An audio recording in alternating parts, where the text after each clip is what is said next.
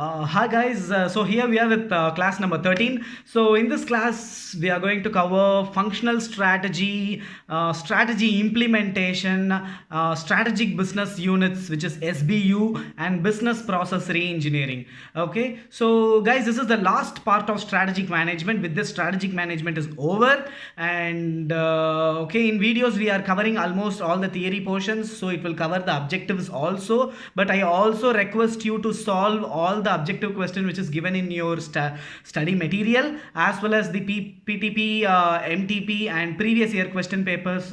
Please find the solution for all the objective type. In case you have any doubt on any of the objective questions, or if it is confused, please post a comment, so it will be answered as short as possible. Okay, so guys, with this, strategic management is over. Okay, and in earlier session we saw about what is vision, what is mission, what is objectives and goals, what is strategic management, and what is SWOT analysis, what is pest analysis, what are the various matrices, BCG matrix, Ansoff model, and Arthur D. Little model, what is strategic planning. And now we here with implementing strategy to the function, so functional strategy and strategic implementation. Okay, so guys, please subscribe to channel to get the auto updates.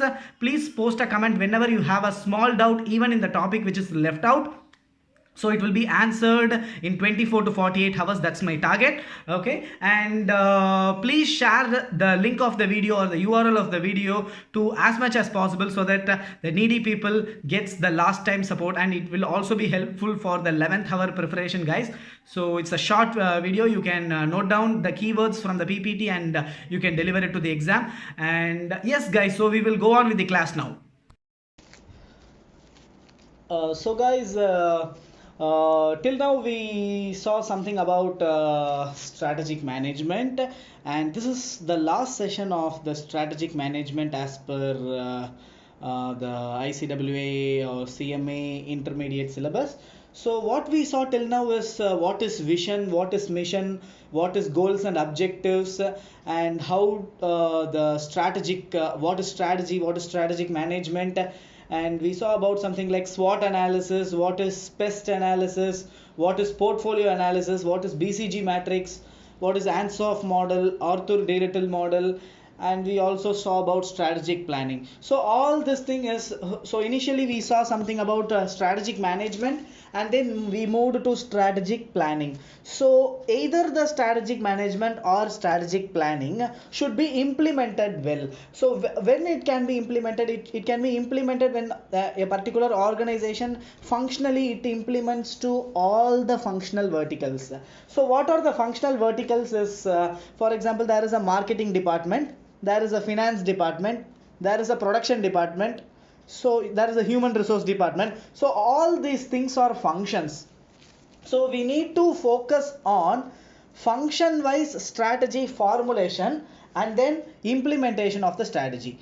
So that is our target, and that's why it's called strategy formulation function wise. So we have enough idea about what is strategy, what is strategic management, what is strategic planning. So functionally we are going to make, so function is nothing but department, so department wise we are going to make some strategy. So in your book they have given about the production department, about the marketing department, and about the human resource department. So the first we starting with the production department. Okay, so that's called production strategy. Okay, so strategy for the overall company, we may have a particular strategy, for example increasing the market share or increasing the profitability. Okay, so let's take that increasing the profit is the aim of the company, or it is the strategy of the company. So it should be splitted into different functions. How? So marketing need to increase the marketing aggressiveness, and they need to increase the market share. For example, finance department should focus on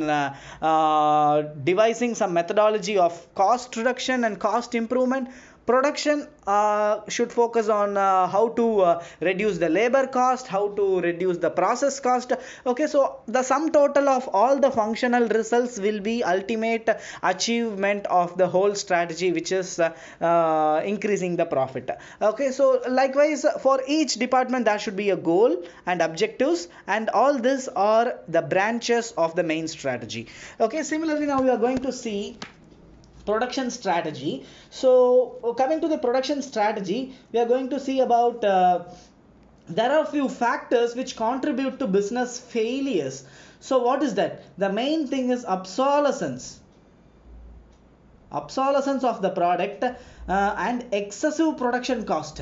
Okay, so if a particular business fails, there are two reasons. The reason is they have not upgraded their product at all. Because of that, their product has become obsolete. Okay, which is no more anyone buys obsolete. So what is the example for that? Like Hindustan Motors manufactured Ambassador car. Okay, so it's a very well known car before 20 years. Okay, but now they have not upgraded the product itself, so the product itself became obsolete. Okay, and the second point for the reason of business failure is excessive production cost. So excessive production cost is one of the reasons. Okay, so analysis of external environmental forces and strength and weakness of the organization, strength and weakness or internal to the organization. Okay, optimal decision regarding the product. So we can make a optimal decision regarding the product, production capacity and plant location, choice of machine and maintenance of existing facility. Okay, so we need to make some external analysis. We need to focus on obsolescence. So the first point is we need to focus on obsolescence. Then we need to focus on excessive production cost. So we need to do external environmental analysis and analysis of strength and weakness. That is the third point. And finally, we can prepare a strategy, that's a production strategy with full coordination with marketing and engineering function.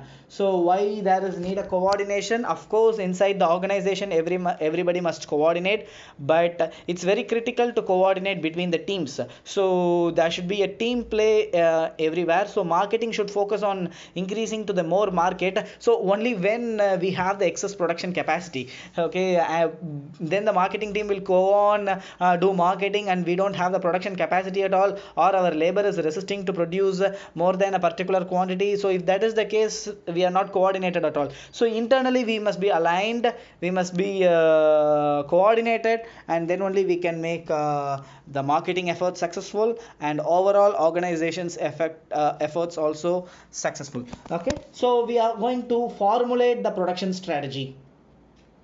So formulation of production strategy. So for that we need to study the overall corporate plan. So we are having a corporate plan. At the corporate level, we have defined some plan, we have defined some objectives for the whole organization.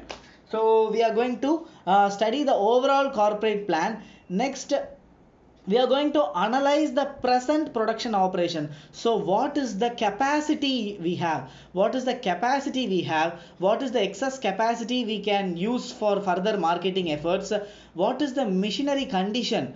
What is the schedule of replacement? What is the rate of inventory turnover? So you would have studied inventory turnover ratios, and all this is the analysis of the present production operation. So we need to know where we are, then only we can plan for where we want to go. So this is a basic ideology, right? So we need to know where we are. So even for your ICWA preparation, okay, so where you want to go is like clearing your examination. So for that you need to analyze where you are, and only then you can identify the activities and steps what you can take further to go to where you want to go. Okay, so the company is analyzing. So it studied the overall corporate plan, yes, and then we analyze the present production operation, yes, and then we are reviewing the sales forecast from the marketing team. This is called coordination with marketing. So we need to know the sales forecast, because our present production operation can manufacture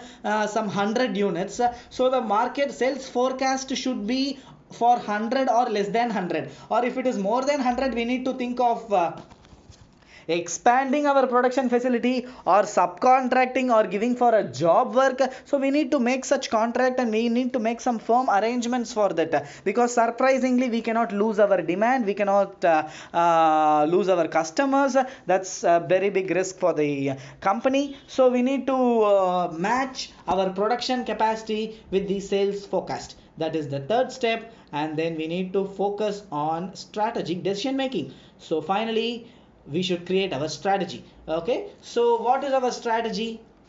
It's like what is the extent of manufacturing activity. Okay, so for example, we saw in the last session forward and backward integration. So what is forward integration? I am moving towards my customer. Okay, which means that I am a manufacturer and I have lot of suppliers, that is the supply side, and I have lot of dealers, that is the dealer side. Okay, when I feel that dealers are asking for more margin and more agents commission, so I feel that I can do the dealing job on my own and grabbing the and I am setting up dealership on my own, and that is called forward integration because I am moving towards customer side. And when suppliers are asking for more margin, more money, and we can set up the whole manufacturing of the supplier's product itself, which means I am moving towards the supplier side. Okay, that is called backward integration. Okay, so these are all strategic decisions, okay, based on the above steps. So we first studied the corporate plan and we analyzed the present production operation, and we reviewed with the sales forecast, and based on this forecast we identified some risk and we identified some opportunities, and then we took a decision to extend the manufacturing activity. Okay, and we are trying to choose the best manufacturing process. Maybe it may be an automate. We can automate the existing manual machines, okay, or we can develop new machines, or we can procure new machines. Next, capacity decisions. Based on the sales forecast, we need to expand our facility. So which means expansion is required. So capacity decisions. Choosing machines and equipments to be used, and equipments, investment and physical facilities, okay, which is nothing but the plant location. Where can it be located? If I want to expand, where is the location? Okay, how I am going to maintain, what is the preventive care I am going to take, because suddenly the machine cannot be shut down. So if machine is break down, I cannot meet my sales forecast, my whole production strategy is cut off. So you need to have in mind while creating a production strategy, the preventive care, the maintenance policy, what is the layout. Okay, the layout should be so ergonomic and it should be so flexible, convenient for the laborers to work. They should not undergo any unsafe situation. Okay, it should not be slippery, the surface should not be slippery, okay, and there should not be mission parts very near to the labor walking area, so it may hit the laborers. So all those of it should be safe, it must be secured, it must be clean, it must be maintained properly, and it must be running at the planned capacity, okay, and so that we can make decisions accordingly. Okay, so moving to the next slide. Okay, so that's about production. Now we are going into marketing. So first, before going inside the marketing strategy, we need to know what is marketing. So there is something called selling concept which we used earlier, and now it turned into the market concept. Okay, so what is selling concept? We have a factory and the factory is producing products, and we are having marketing professionals who are going to sell and promote the products, and our profit will come because of sales volume. So this year we made X number of profit. So next year our plan is to make some additional profits. So we are going to push the sales volume. Go and sell. This is your target. Okay. So how the sellers of clothes? I think everyone would have witnessed that many people will carry lot of clothes and come to our doorsteps. They knock the door and we try to buy that. Okay. So all this salesman or salesperson, okay, the ultimate aim is the selling concept, and their aim is to boost the sales volume because the company's profit is coming from the sales volume. Okay, so that is the old concept. But what is the latest? We are going to identify the target market. Okay, so my product will be sold in these markets. Okay, this is the target market. Okay, and for that target market I am going to create the product for them. Okay, what are the customers needs in that market? Okay, and I am going to make a coordinated marketing. Okay, so it is not just the going to the doorstep, knocking the door and going to making a effort for sale. So that is no more, that's an old concept. Now I'm going to make a coordinated marketing, which is nothing but okay, which is nothing but the customer needs are incorporated in our product, which means we are coordinated with customers, and it's going to be a coordinated effort, which means more value creating effort. Okay, and it's no more just the doorstep marketing, and it's, yeah, level above, because the customers needs, customer psychology, customers values, everything are analyzed, and their disposable income, their income levels, and everything are analyzed, and that's called coordinated marketing efforts. Okay, so, and how we are going to achieve profits is through customer satisfaction. It is not by boosting the sales volume, it is through customer satisfaction. Okay. Okay, there is something called social marketing, which is given in your book.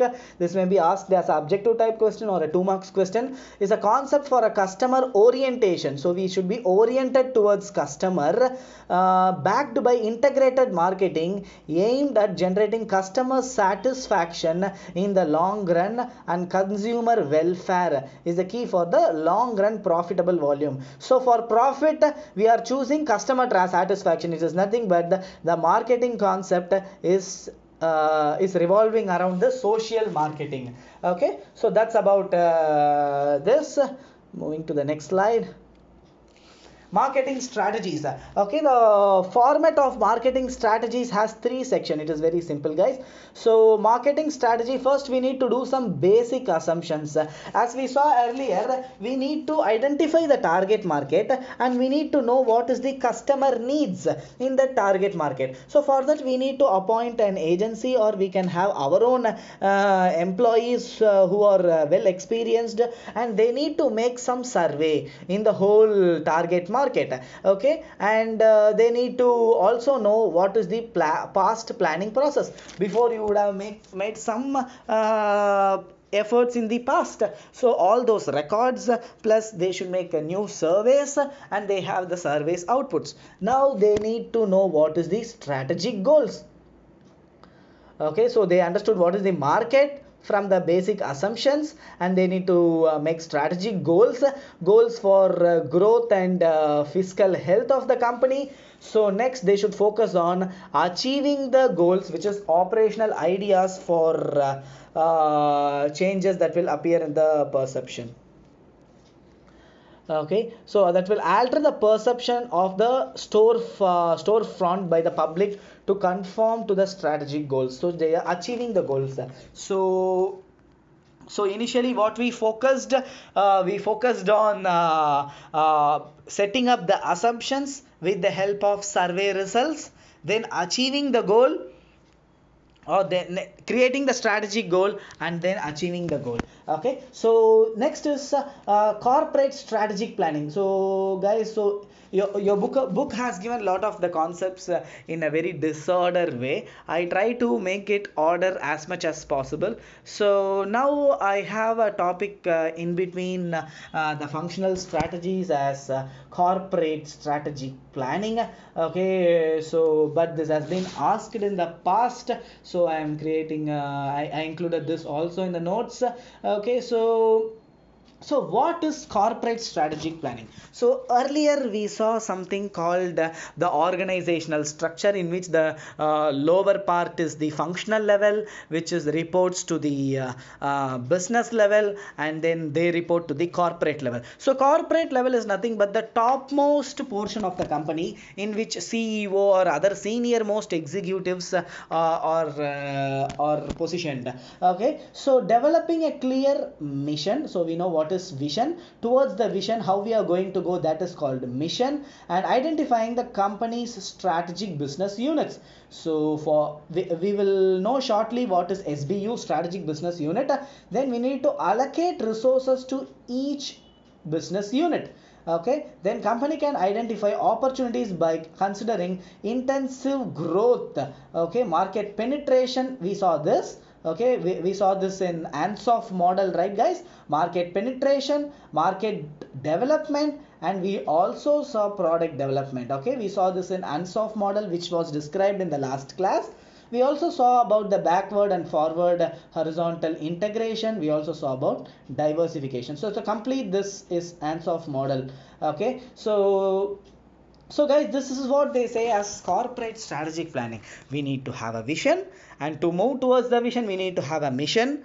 And while going through the mission, the whole organization is split into various strategic business units. For various strategic business units, based on their requirement, we need to allocate resources like labor resource, manpower resource, energy resource, and other infrastructure should be split into all SBUs based on the requirement. Then we need to focus on market penetration, market development, product development, forward and backward integration, diversification, and all these stuffs to achieve the strategy.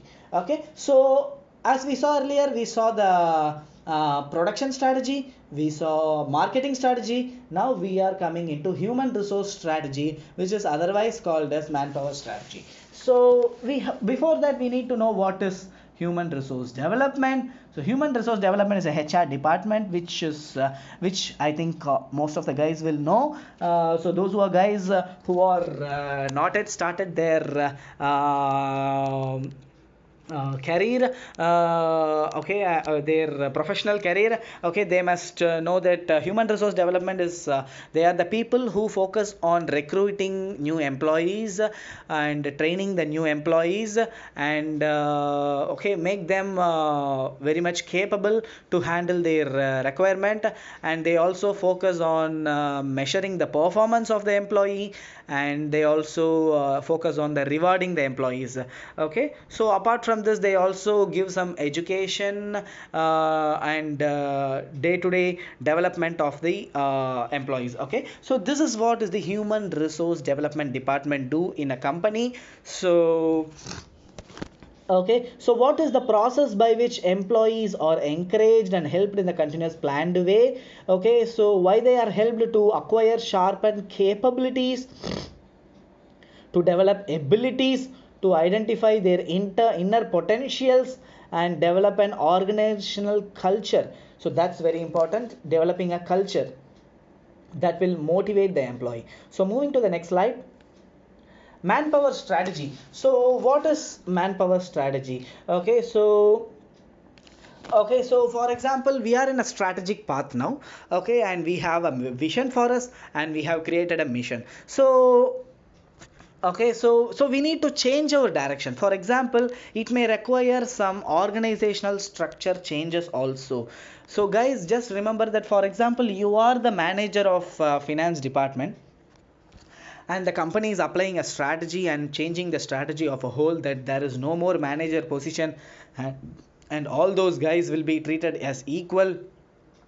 Okay, and tomorrow there may be organization structure that you will have some 3 or 4 reporting employees under you, and after the implementation strategy, everybody will working on the same level as all you guys are professional executives. There is nothing called managers and employees. Okay, so you will feel demotivated, right guys, because you will have a lot of people under you. Now you don't have anyone under you. Okay, so but if you have an organizational perspective, your thinking is not right, guys. Okay, so you need to have an organizational perspective, because organization has taken such a direction, because it's going to appreciate the need of the market, the need of the customer. We need to be more active. They don't believe on the manager employee relationship, so they are focusing on everybody are equal. That is the relationship the company is going to treat, that's going to make all the employees happy. So there is no point in getting demotivated being a manager. Okay, actually you should be motivated that yes, everybody are equal now. Okay, and that this requires lot of lot of behavioral changes, and all this are incorporated in the manpower strategy. So guys, now with this example we will see what is manpower strategy. Okay, this strategy requires changes to be initiated in the organizational structure. Okay, so that may change the power relations also, as we saw in the example. Okay, that may have some behavioral resistance, so we need to overcome the behavioral resistance. So also the managerial attitude and stuffs should match the required strategy. Okay, not only the managers, the subordinates should also be involved in decision making. So going forward, okay, it is no more the managers decision making, it is like it's a group decision making. It will create a friendly relationship, and such relationship uh, will ignite the creativity also. So you are having an open word and open mouth, okay, so you are going to easily share your ideas, and before the team you are going to share only the sensible ideas, which means it's automatically getting evaluated, and if everyone finds good, that we can take it to higher level. Okay, that will ignite the creativity. That's called subordinate should also be involved in the decision making. Okay, so we are creating a HRM strategy that should facilitate achieving the corporate level strategy. So corporate level strategy is higher, that we are splitting into various functions. Now this is human resource function, and this strategy should also help in achieving the corporate level strategy. So below we are going to see some aspects of human resource strategy, like we need to do the job analysis. Okay, so job analysis nothing but what is actually required for the job. Okay, what kind of experience, what kind of qualification, what kind of knowledge, what kind of attitude, that's called job analysis. Next we need to recruit and select staff for the job. Okay, then we should focus on training and development of the staff. We need to do the performance appraisal of the staff, and we need to give appropriate compensation package, which is nothing but the pay package. Okay, so what is the important features of human resource strategy? So all the people should be oriented towards the strategy, and it also facilitates organizational change, as we saw some organization structure changes.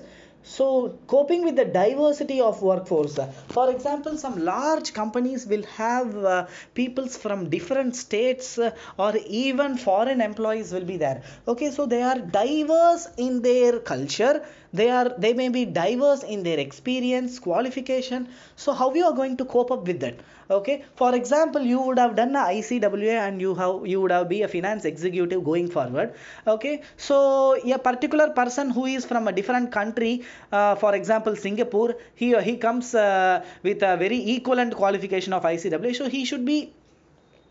so he should be treated at par with you. So he cannot be treated at any point lower or any point higher. That is called coping up with diversity. That will because if you cannot cope up with the diversity, that will form you, that will make you to take some sides, and you will not be okay, you will not be centered in any decision making. Okay, you will be taking sides. Okay, so you need to cope up with the diversity, you need to cope up with their qualification, their education, okay, their culture. So that's okay, their religion, their age, technical skills, so everything is in matter. Okay, maintaining the competent and committed workforce in the competitive environment. Okay, so nowadays it is a very competitive environment. If you are getting a salary of 1 lakh per annum in a particular company, there are companies who are ready to give you 2 lakh and grab the employee. So environment is such competitive. If you have the right experience, right knowledge, and you have effective communication skills, you can surely get the new job. Okay, but it is how the company maintains you committed, how committed and competent. Okay, so that will make you more competitive. Okay, but the competitive environment, the company strategy should focus on maintaining you as motivated as possible, so that you will not move out of the organization. Okay, so development of the core competency what you have. So the company should not only get the efforts of employee, it should also give back to the employees. Giving back is not only the salaries, guys. Okay, it should also train you, it should also make you more competent, it should also identify your core competency, and they should focus on developing the core competency. Okay, empowered workforce, which means you should also participate in decision making, appropriate work culture and ethical norms. Okay, so all this, sum total of all this is nothing but the human resource strategy, guys. Okay, so Okay, so strategies for motivating organizational members. This is the last part of human resource strategy. Okay, so motivation is very important. As we saw, the people should will stick to the organization only if they are motivated. If they are not motivated, they will easily move out of the organization. Okay, so that is not because if the employee move out of the organization should once again focus on recruiting the new person. They should train the new persons, and okay, so it will take at least 4 to 5 months for settling down. Okay, so every time organization employee goes out, organization will put lot of efforts on that, on getting a perfect replacement. Okay, so all this is the reasons of lack of motivation. So we need to focus on motivation. So now we are going to see some strategies for motivating. Okay, managerial communication is one of the most important factor. Okay, because that communication, if it is creating a sense of belonging, no employees will think of moving out of the organization. Next is theory X and theory Y. This is nothing but theory X is some negative assumptions. Okay, so that's like a manager always say some negative examples to you. That's called theory X. While theory Y is nothing but some positive assumptions. So positive assumptions is like they say some positive stories, positive experience. Okay, and their approach towards the problem is also so positive, and because of this, automatically the youngsters or the employees under the managers will stay motivated. Okay, that's called theory X and theory Y. So theory Y is recommended to use. Okay, next is job design. Okay, so there should be job rotation, job enlargement, job enrichment. Okay, so what are these things? Job rotation is nothing but okay, so after finishing your ICWA, you are becoming a finance professionals. You are working in the tax department. Okay, and you are day to day you are doing a lot of steps like filing of the GST returns, or filing of the bill of entries, and all those indirect taxation works you do sitting in the tax department. So guys, now you are getting so much interest on the costing department, and you are saying to your manager should help in job rotation. Okay, so that you are already an experienced guy. Okay, already an experienced guy in the tax knowledge. You have a very good tax knowledge. You have worked for 1 or 2 years in the tax, and now and you have done a very good job on that, and the organization feels that yes, I need to keep this guy motivated, and I need to give importance to his request, and they will surely acknowledge your request and move to the costing department. Of course, you are going to do some great job on the costing functions, which means you are trained in costing as well as you are trained in tax. So that's called job rotation, guys. That is indirectly giving you a motivation, and that flexibility is not available with many companies, guys, and many managers are rigid. They will not allow you to move also. So if you get such kind of things, surely you will stick on to the company. That's called job rotation. Job enlargement means there are some people who wants to keep on take some additional responsibilities, guys. Okay, so for those people, we need to identify those people, and we need to give additional responsibilities. Okay, so today you are managing the inventory, which means you are filing the valuing the inventory, you are managing the inventory, you are reporting the inventory in the balance sheet.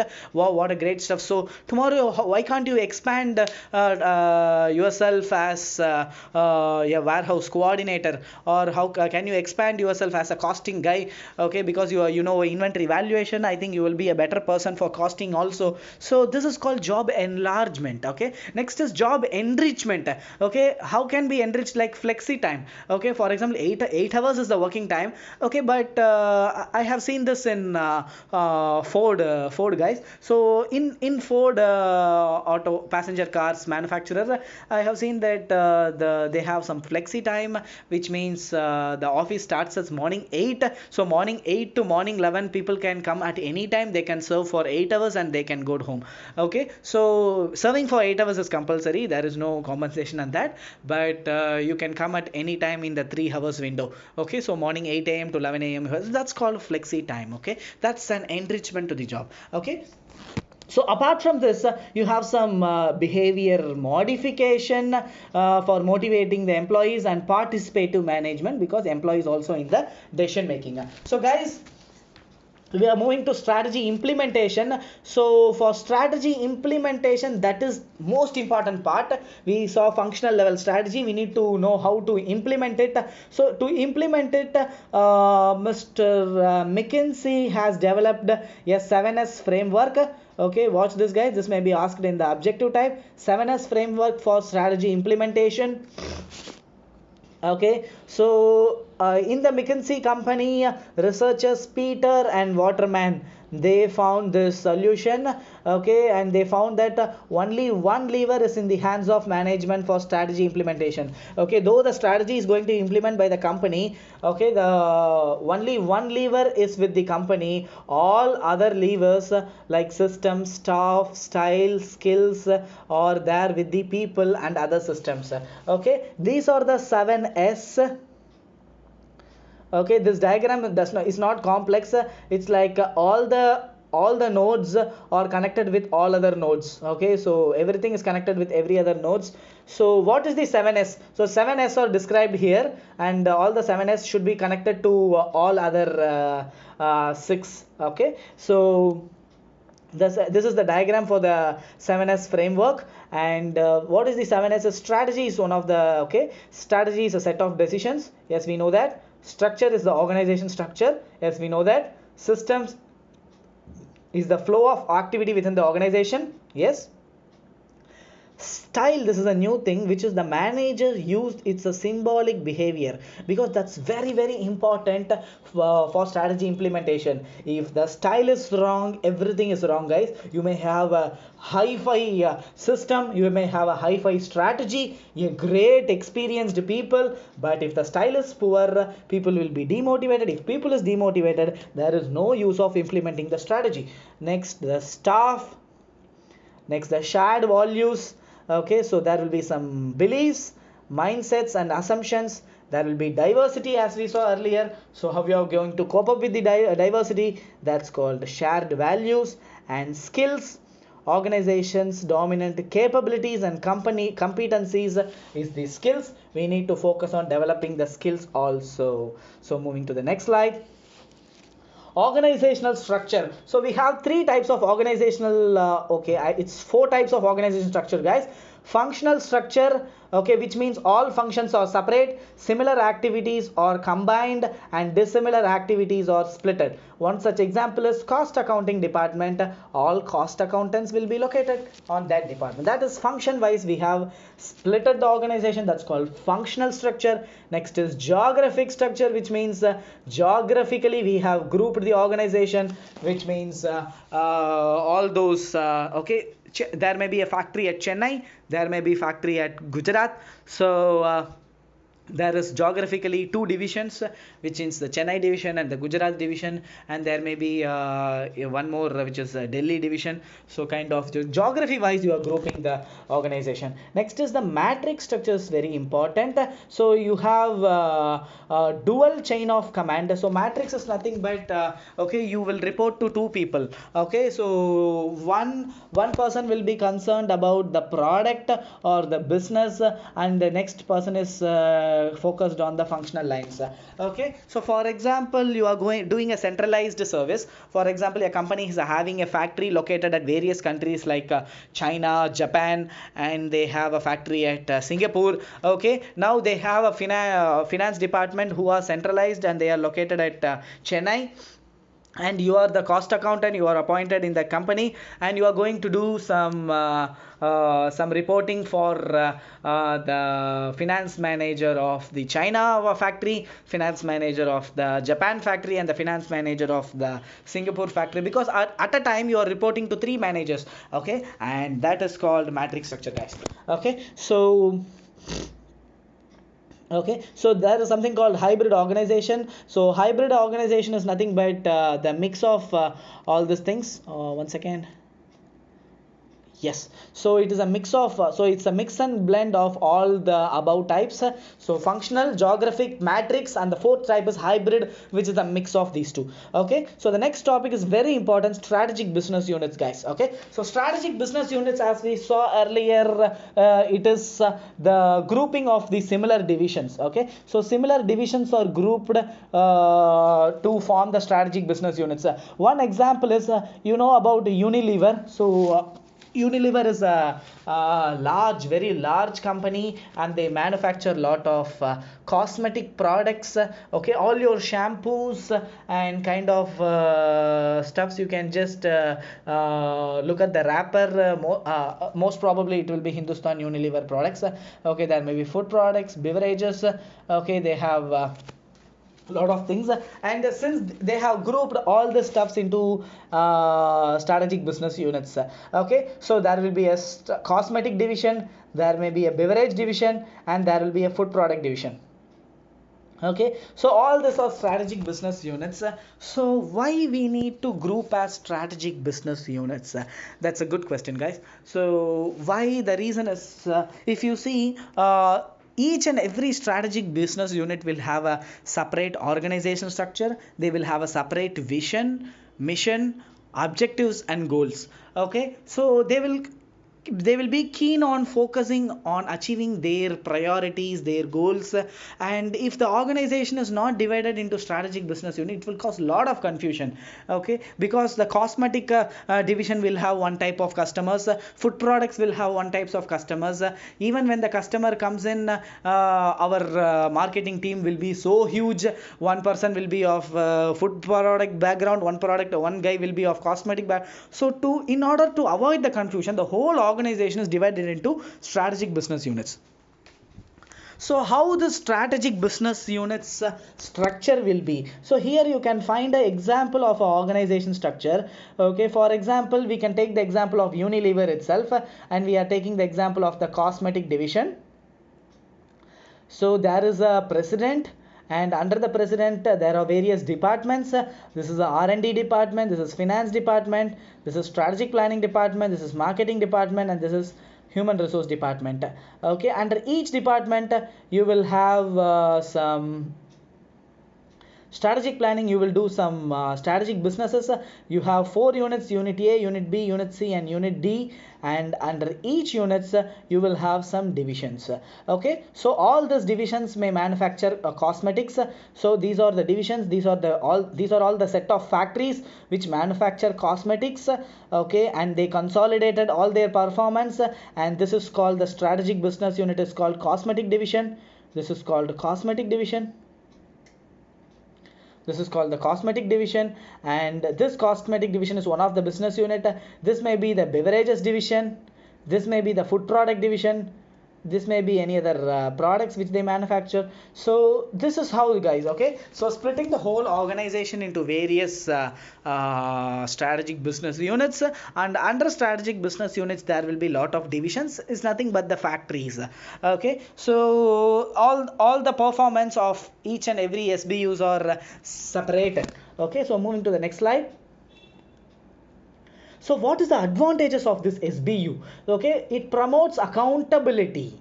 Okay, it focuses on career development, because if you are from the cosmetic background, you can join the strategic business unit of cosmetic, and you have the scope to grow as a manager, as a general manager, as a president. Okay, so so each and every person can grow inside the organization, and there is a clear path for the organization. If it is not divided into strategic business, it's a total confusion whether you will give promotion to the cosmetic guy or you will give promotion to the beverages guy. You will not know. But here there is a clear organizational path. If you perform well, you will be promoted. Okay, it will have better control, and it is also helps in expansion. So how is the focus on expansion? Because a particular strategic business unit, which is cosmetic unit, can focus on acquiring a competitor who is also in the same field. So for example, guys, you know the news, I guess you know the news.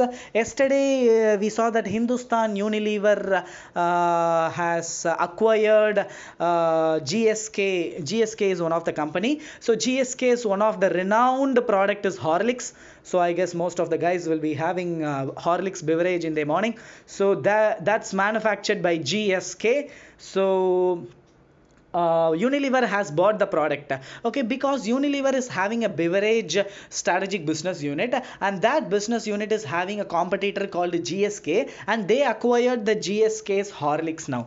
Okay, so this is a news. You can also Google the news. Okay. That is the because it helps in expansion. Okay, that's the advantage of SBU. So there are some disadvantages also. Yes, this is a high cost approach, and managing customer managing may be difficult. Okay, you cannot have one department called customer department, so you need to have a lot of department. This is cosmetic customers department. You need to have beverage customer department. You need to have food product customer department, similar to that. Okay, so there are some of the major reasons using SBU approach. Okay, so SBU approach is well appreciated technique. So the reasons are it is a scientific method, and it's an improvement over the grouping is not only geography based, it is the product based, okay, or process based. Okay, so it is grouping of the related business as we saw earlier, and each SBU will have a separate mission, objective, competitors, okay, and strategy. And they will have their distinct set of competitors, and they will have a CEO, and they will be responsible for the strategic planning for each SBU. Okay, so this is called SBU organization structure. Alternatively, we also saw about matrix organization structure. Once again, we are describing about that because it is having some vertical and horizontal flow of communication or authority. As we saw earlier, if we are reporting to only one boss, it's called a normal functional organization structure. But if you are reporting to two boss, functionally to one people, and management wise one people, then it is dual reporting structure, which means matrix organization structure. Okay, so that is most probably you can see that in IT companies. So tomorrow or in future, if you are going to join any IT companies as a cost accountant, you can see this type of organization structure. So IT companies or the Tata Consultancy Services, Cognizant, Infosys, they are IT companies. Okay, so they focus on lot of projects.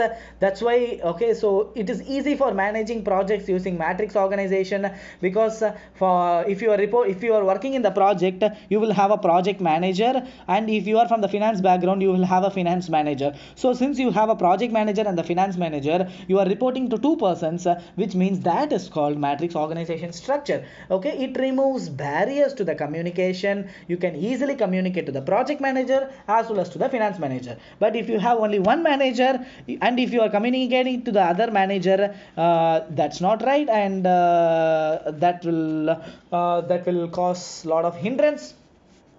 That's why it is called a complex structure, and it's a high cost approach. It has dual lines. There may be conflicts at times. Okay, so these are the disadvantages of matrix organization structure. So moving to the next slide. So this is a very important topic, guys. You may get in 8 marks maximum. Business process reengineering. So what is business process reengineering? Okay, it aimed at fundamentally rethink how they do their work. So till now you would have done your work in some way, so they are going to fundamentally rethink. The ultimate aim, guys, it is to simplify the process, to reduce the cost of the company.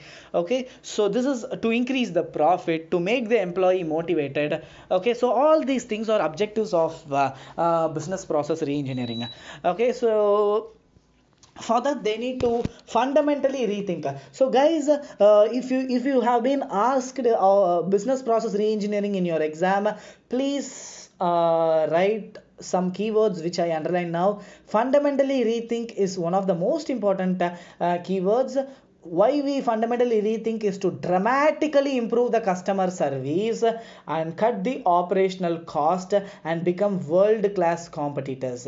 Okay, there are other names for business process reengineering. You may be asked in the exam, like what is business process redesign? Okay, boss, what is business transformation? what is business process change management. Okay, so guys, don't be confused. All this or business process reengineering, you may be asked what is business process change management. Don't be confused or don't think that it is out of syllabus. It is inside your syllabus only. It is another name for business process reengineering. So guys, removal of barriers. So organization may have barriers and internal cooperation, technical innovations. Okay, so these are the key factors, and all this will be imposed for organizational transformation. Okay, if you see what is business process, you need to develop, okay, develop vision and objective. Yes, we know that in the strategic planning we develop the vision and objective. Then you are going to understand the existing process. Okay, the existing process may be very difficult to do, or it is taking lot of time, because of which most of the customers are not satisfied at all. So we need to focus on some transformation. So we came inside business process reengineering. So we are understanding the existing process.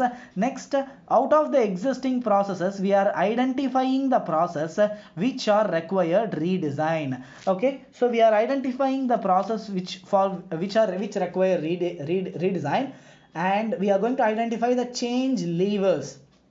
Okay, so for example, I'm going to redesign a particular process. So what are all the key customer requirements out of that process?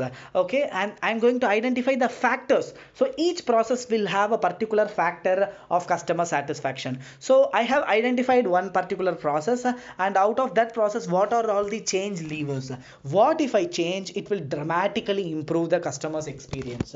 Next I am going to implement the new process. I am creating the new process and I am implementing the new process. I am making the new process operational, and I'm not going to leave as it is, but I'm going to evaluate, because while creating the management approval, while getting the management approval for the new process, I would have said that it will save 1 lakh rupees every year. Okay, then I need to evaluate it. Okay, so I should get the P&L from the finance, and I should check that if really it has made 1 lakh cost saving or not. That's called evaluation. Next, ongoing continuous improvement. Okay, so the improvement is not stopping with that. You should keep on focus on continual improvement. Okay, that's called business process reengineering. And business process reengineering is having 3R. You may be asked in a 2 marks question, what are 3 R's of business process reengineering? 3 R's are redesign, retool, and reorchestrating. Okay, by doing this, you are going to completely re-engineer your business process. Okay, so what is redesign? You are focusing on simplification, standardization, empowering people, employeeship, measuring the progress. Okay, so what is retooling? You are going to move to the new network, new intranet connections, and new workflow. Okay, the workflow will not be paper. It will be coming in the automated request. For example, no guys will take the paper and move to department for signature of the manager. Okay, organization has developed the application in which the managers approvals, for managers approval, you can send from the application request itself. Okay, so that's called retooling, guys. Okay, what is reorchestrating? Synchronizing everything. Okay, synchronizing the process, synchronizing the information technology and human resources. If all these things are in synchronization, we are a perfect orchestrator, and we can implement all this redesign and retool. So redesign, retool, and reorchestrate is nothing but the 3R. Okay, and moving to the next slide. So we have some conventional methodologies of business improvement, but now we have a new technology called business process reengineering. So what is the distinction between these two? This may be asked in a 4-mark question, guys. So this is the conventional methodology, and this is business process reengineering. In the conventional methodology, you have a lot of simple tasks. Okay, it's a division of labor. They will keep on the work what they do, and they have not been empowered. But in BPR you will be having empowered employees. Okay, and in conventional method you will have compensation for their skill, but now you will have compensation for their results. They are making good results, so give them a good increment in their salary. That's what is BPR. Okay, so the pay rises based on the promotions and seniority in the conventional model, but there will be a low pay in BPR but high performance related bonus. Okay, so you will be having a very low pay package, but if you perform good you will have exceptional pay packages compared to the conventional system. Okay, and in conventional it is a protective organization structure like government jobs, but in BPR it is like productive organizational structure, because you need to create results. Only if the results are good you will be encouraged. So executives or scorekeepers, they will keep on measure what you do, why you have not done. Okay, but here executives or leaders, they will try to motivate you. Okay, and there will be separation of duties and functions. We saw the grouping of similar activities, grouping of dissimilar activities, but here it is cross functional teams like finance team, marketing team, production team, human resource department, like that. Okay, and in conventional our main focus is only mass production, but here it is mass customization. So what is customization? Every product is manufactured only to meet the customer's needs. Okay, so to meet the customer's needs. So there are some methodologies for implementing the BPR. It is very easy and it is common sense based. You need to select the strategic process, you need to simplify the process, you need to organize a team of employees for business process reengineering. Next you need to organize a workflow. Okay, for how this new process is going to be, you need to organize the workflow. Then you need to assign responsibilities for each employees to manage the workflow. Then you should automate the process as much as possible. You need to incorporate information technology into it, because manual process are prone to errors. You need to avoid errors, because error is a cost, because you need to do some rework. If there is an error, that is a cost to the company. So you need to, as much as possible, you need to accommodate information technology inside your business process reengineering. Next you need to train the process team effectively and introduce the redesigned process. This is called business process reengineering methodology. Okay, and it has lot of stages. Okay, so what is these stages? So okay, business process reengineering as a whole will be a 8 marks question, guys, but all this split up may be asked as a 4 marks question. Like it may be asked as business process reengineering stages, or business process reengineering methodologies, okay, or business process reengineering, or business process change management, business process transformation, as we saw earlier. So all these things, okay, may be asked as a 4 marks question, but if it is asked as 8 marks question, you need to describe it fully. And these are business process model stages. They are having an envision stage, okay, in which they are focusing on the target process. Okay, there is an initiation stage in which they are assigning what is the goals, okay, for the process. Next there is a diagnosis stage, okay, in which you are going to diagnose the activity, diagnose the resources, okay, IT costs and roles. So which means it is like analyzing the present situation. Okay, next you are going to go to the redesign stage, in which new process is going to be designed, developed by brainstorming and creativity techniques. And you are going to do a reconstruction stage, in which the new redesigned process is implemented, or you are going to migrate to the new process. The last stage is evaluation stage, in which you are going to evaluate the new process. So these are the various stages. So you are creating a vision, which is envision stage. You are initiating the change, initiating the initiation stage, and you are diagnosing what in the present level, that is diagnosis stage. You are redesigning the process, that is redesign stage, and you are going to reconstruct the process, which means you are going to implement the redesigned new process, that is reconstruction stage. And finally you need to evaluate. So why is evaluation? Because whether it is going as per plan, whether it is giving the saving as we described in our project plan. Okay, so we need to evaluate that. Okay, so that is about business process reengineering, guys. So So guys, though, that's it about the class number 13, and class number 14 will be on the project management. I'm not very sure that it will be released before your examination. I request you to focus completely on your examination. Okay, as of now, the videos which we have released for the 13 classes will surely contribute for you for above 70 marks, guys. So please focus on the videos which is released. Okay, don't wait for any more videos. Okay, so the class 14, the left out topics will be the project management. Class 14 will be on project management, and class 15 and 16 will be on assignments, linear programming and queuing models. Only these 3 to 4 topics are left out till now, and maximum this may be asked only for 10 to 12 marks, so which means indirectly you are ready for above 80 marks, guys. Okay, so all the very best. Focus first, your ambition is to completely get 30 out of 30 in all the objective questions, and then you are coming to the problematic questions of operation management. You should take the rough work of the backside of your answer sheet and deliver the fair copy on the answer sheet.